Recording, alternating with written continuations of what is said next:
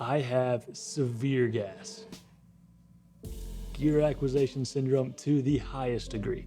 I just love this craft of filmmaking and photography so much. And with this craft comes a certain amount of gear that is going to be essential to do what we do. And then heaps of gear that is nice to have, but maybe not essential. Over the years, I have accrued a ton of gear that falls into that latter category that is non-essential and really just a bad investment. So hopefully you can take this video as an opportunity to learn from my mistakes and consider investing in some of this essential gear that I regret not buying sooner. The first item on our list is going to be quality stands. And for me, that looks like C-stands. That might be different for you, but the thesis here is to avoid buying cheap, and by cheap I mean poorly made stands. And there's a couple reasons as to why. You're going to quickly outgrow those stands. You're going to want to use larger light sources, larger modifiers, do more things with your stands pretty quickly as you progress into your career. And the cheaper, poorly made stands are not going to hold up. There's not much longevity in those stands. Point number two, and this probably should have been point number one, are the safety considerations of your stands. Your support equipment is not an area you want to skimp out on for the safety of your talent, of your crew, of your gear and equipment, of yourself. This is not the corner that you want to cut.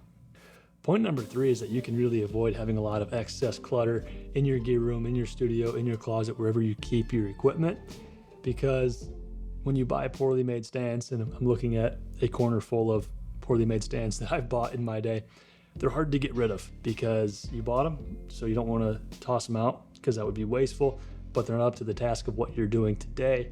So what do you do with them? They just kind of free float around. And I can sit here today and tell you to invest in quality stands because I made that mistake. I bought all the cheap stands and it was just a bad investment on my part. And now I'm stuck with these things floating around and I hate having things float around.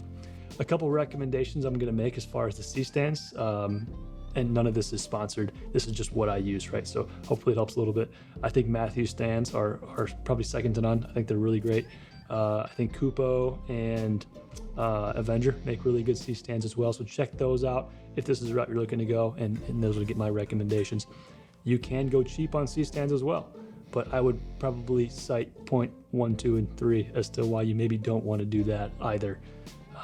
So there you have it. Let's move on. The second item on our list is going to be a color accurate monitor. Now, you can only control what you can control.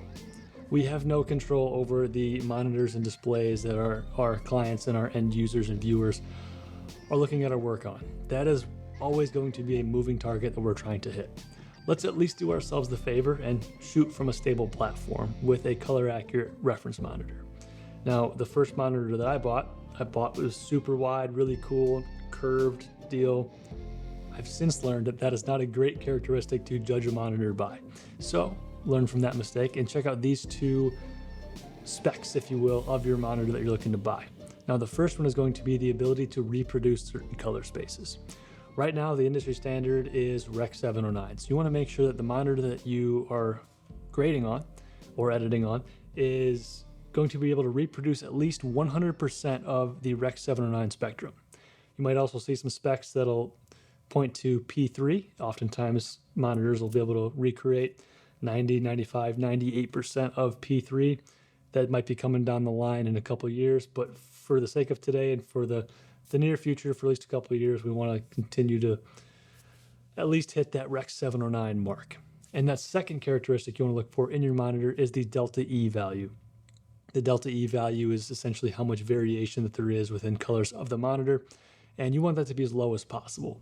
Ideally, a delta E of 2 or below would put you in a great position, but that's a pretty small margin of error for the monitor. And with a delta E of 2 or lower, you end up in a pretty high price range. So I think a delta E of 3 is also pretty acceptable, and it brings that price back down to something a little bit more reasonable. I've got a few recommendations for you. I like the BenQ PD series, particularly the 3420Q. That is a nice wide 34-inch screen, so you can open up your timeline nice and big, but it's also got a good delta E value as well as 100% reproduction of Rec. 709. That'll come in around $800. If you want to take things even just a step further with color accuracy, check out the ISO Color Edge series, but those prices go north of $1,000 pretty quick. And then kind of the bare minimum here is if you don't want to go out and buy a new monitor, at the very least, check out the SpiderX data color calibration tools. This will get you at least a little bit closer to color accuracy and help you regain some of that control. Item number 3, negative fill and bounce cards. We just talked about this in our last point. Control what you can control. And your lighting is certainly one of those things you need to grab the reins on and take control of. Now, these aren't particularly sexy pieces of filmmaking gear, but they have a massive impact on your final image.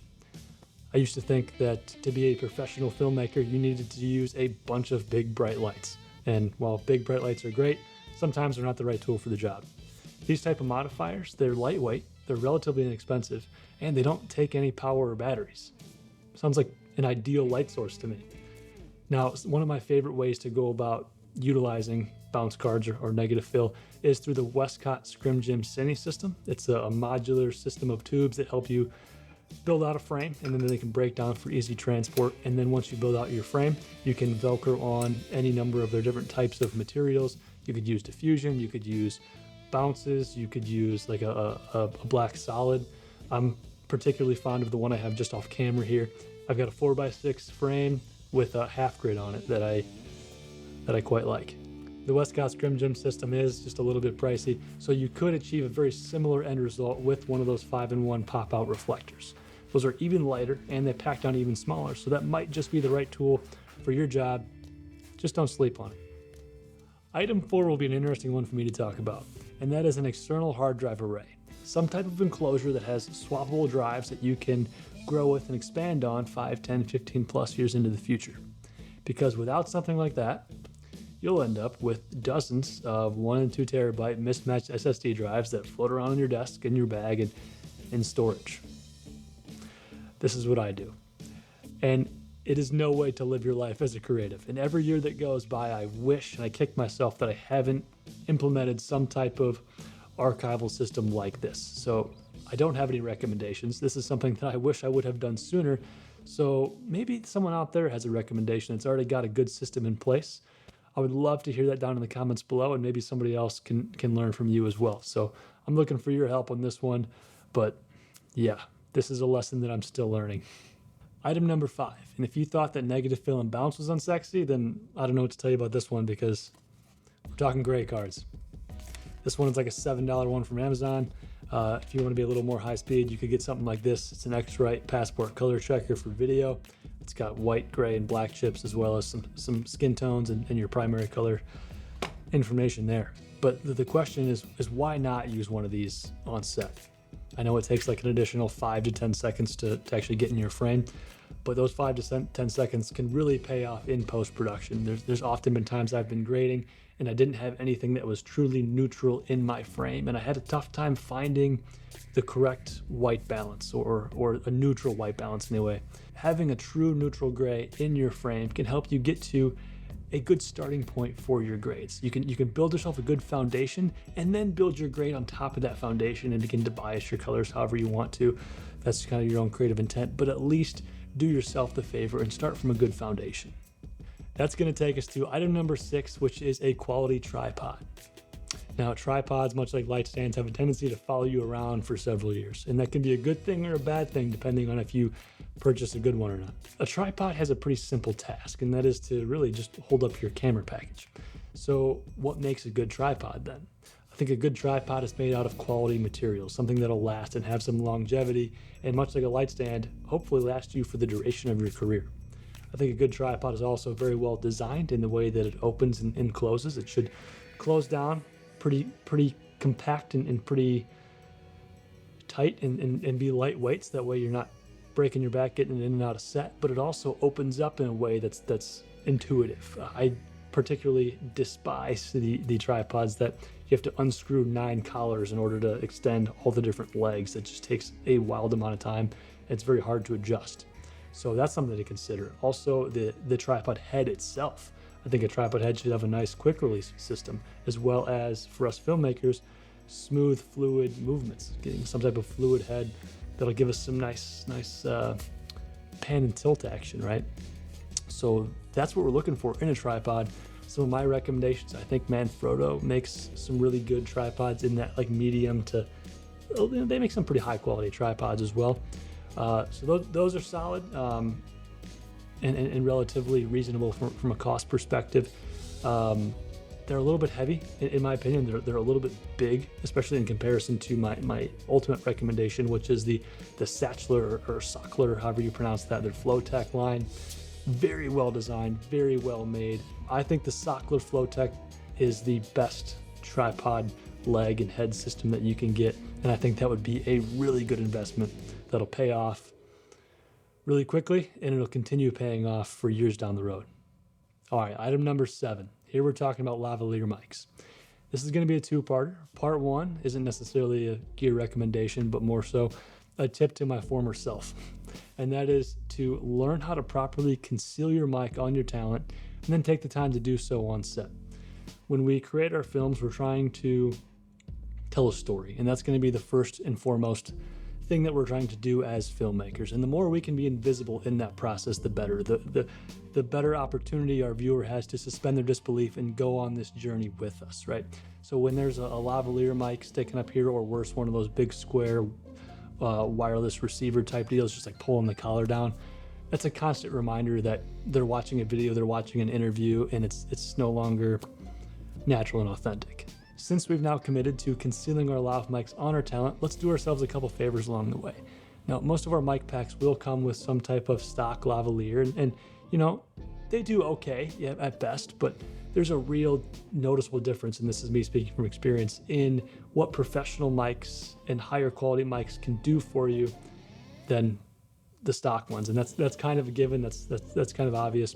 The audio recordings are much better, but what I wouldn't have guessed, and I kind of learned along the way, was how much better these higher quality mics are optimized for concealment. They often comes with a variety of accessories that help you mount this mic in different places onto different pieces of apparel, or to actually attach it directly to the skin of your talent, that you don't get with the stock options. And these higher quality mics have a pickup pattern that give you better recordings through clothing just in general anyway.